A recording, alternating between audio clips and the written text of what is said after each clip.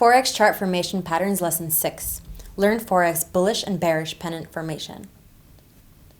When there is a continued bullish trend, it's known as a bullish pennant. It's very similar to the bull flag formation, and it consists of a strong move upwards as a flagpole and a consolidation phase known as a pennant. The pennant is formed when the support and resistance level lines converge and leave the price no choice but to break out. Check this though, for it to be a genuine bullish pennant, there can be no more than 30 sessions forming it. Let's cast our eye at the chart.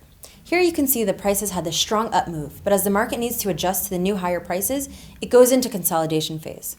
As the resistance line is sloping lower and the support level is sloping higher, the breakout is inevitable. So, when to enter the market? You can enter after an upside breakout and target the height of the flagpole measured from the pennant base. Remember, if the price is broken to the downside, the pattern is not to be traded, as this is a bullish pattern. Similarly, the bearish pennant is the complete opposite, and it is generally observed when there is a strong downward pulling force. It is best recommended that you enter the market when there is a break towards the downside, and you should target the flagpole height as measured from the bottom to the top of pennant.